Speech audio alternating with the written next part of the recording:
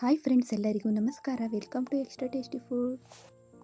ಇವತ್ತೊಂದು ದಿನದ ರೆಸಿಪಿ ಕೆಂಪು ಮೆಣಸಿಕಾಯಲ್ಲಿ ಚಟ್ನಿ ಮಾಡ್ಕೊಳ್ಳೋಣ. ಇದೊಂಥರ ಮಹಾರಾಷ್ಟ್ರ ರೆಸಿಪಿ, ತುಂಬ ಚೆನ್ನಾಗಿರುತ್ತೆ. ಬಿಸಿ ಬಿಸಿ ಅನ್ನದ ಜೊತೆ, ಚಪಾತಿ ಜೊತೆ ತುಂಬ ಚೆನ್ನಾಗಿರುತ್ತೆ.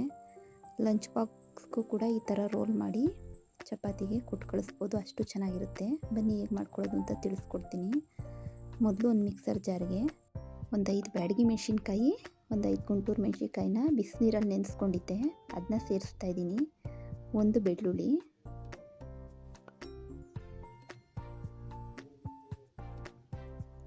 ಒಂದು ಈರುಳ್ಳಿ ದೊಡ್ಡದು ಸಣ್ಣದಾಗಿ ಹೆಚ್ಕೊಂಡು ಸೇರಿಸ್ಕೊತಾ ಇದ್ದೀನಿ.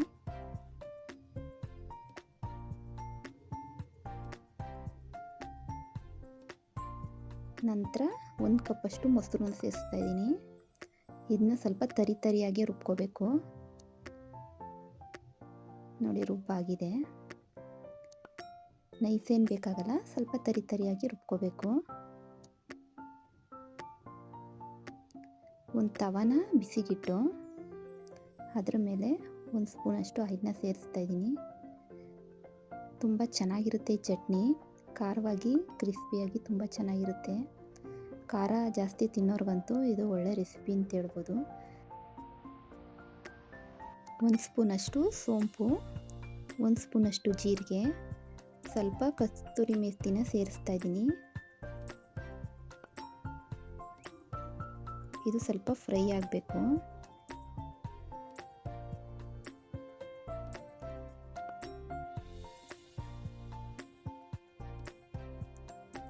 ನಂತರ ನಾವು ರುಬ್ಬಿಟ್ಕೊಂಡಿದ್ದ ಮಸಾಲೆನ ಸೇರಿಸ್ಬೇಕು. ಇದು ತವದ ಮೇಲೆ ಸ್ವಲ್ಪ ಚೆನ್ನಾಗಿ ಬೇಯಬೇಕು, ಸ್ವಲ್ಪ ಗಟ್ಟಿಯಾಗೋವರೆಗೂ ಬೇಯಿಸ್ಕೋಬೇಕಾಗುತ್ತೆ. ಈ ಥರ ಫ್ರೈ ಮಾಡೋದ್ರಿಂದ ಅದರ ಸ್ಮೆಲ್ಲೇ ತುಂಬ ಚೆನ್ನಾಗಿರುತ್ತದೆ, ಅಷ್ಟು ಚೆನ್ನಾಗಾಗುತ್ತೆ ಇದು ರೆಸಿಪಿ. ಒಂದು ಸಲ ನೀವು ಟ್ರೈ ಮಾಡಿ. ನಾರ್ಮಲಾಗಿ ಅದೇ ಟೊಮೊಟೊ ಗೊಜ್ಜು ಚಟ್ನಿ ಎಲ್ಲ ತಿಂತಿದ್ದು ಬೇಜಾರಾದರೆ ಇದನ್ನ ಟ್ರೈ ಮಾಡ್ಬೋದು. ಈಗ ರುಚಿಗೆ ತಕ್ಕಷ್ಟು ಉಪ್ಪನ್ನ ಸೇರಿಸಿ ಇನ್ನೊಂದು ರೌಂಡು ಮಿಕ್ಸ್ ಮಾಡ್ಕೋತಾ ಇದ್ದೀನಿ. ಇದು ಸ್ವಲ್ಪ ಎಲ್ಲ ಬೆಂದು ಗಟ್ಟಿಯಾಗಬೇಕು, ಅಲ್ಲಿವರೆಗೂ ಇದನ್ನ ಬೇಯಿಸ್ಕೋಬೇಕಾಗುತ್ತೆ. ಬಿಸಿ ಬಿಸಿ ಅನ್ನದ ಜೊತೆ, ಚಪಾತಿ ಜೊತೆ, ದೋಸೆ ಜೊತೆ ಗುಡ್ ಕಾಂಬಿನೇಷನ್ ಅಂತ ಹೇಳ್ಬೋದು. ರೊಟ್ಟಿಗೂ ಕೂಡ ಆಗುತ್ತಿದ್ದು.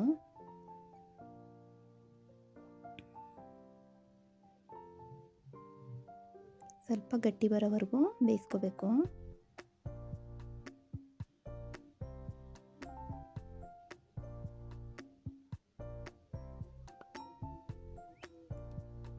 ಬೇಗ ಮಾಡ್ಕೋಬೋದು ಕ್ವಿಕ್ಕಾಗಿ. ನೋಡಿ, ಇದೆಲ್ಲ ಸ್ವಲ್ಪ ತಿಕ್ಕಾಯ್ತಾ ಇದೆ, ಗಟ್ಟಿ ಆಗ್ತಾ ಇದೆ, ತಳ ಬಿಡ್ತಾ ಇದೆ. ನೋಡಿ, ಅದಾದರೆ ಸಾಕು. ಲಾಸ್ಟಲ್ಲಿ 1 ಹೋಳಷ್ಟು ನಿಂಬೆಹಣ್ಣು ಹಿಂಡ್ತಾ ಇದ್ದೀನಿ.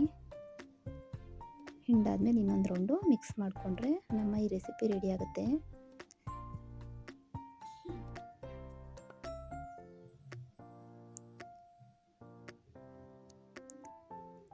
ಎಲ್ಲ ಇನ್ನೊಂದು ರೌಂಡ್ ಮಿಕ್ಸ್ ಮಾಡಿಕೊಂಡ್ರೆ ರೆಡಿ ಆಯಿತು. ನಾನು ಚಪಾತಿನ ಮೊದಲೇ ಮಾಡಿಟ್ಕೊಂಡಿದ್ದೆ. ಈಗ ಚಪಾತಿಗೆ ಸ್ವಲ್ಪ ತುಪ್ಪನ ಸವರ್ತಾ ಇದ್ದೀನಿ.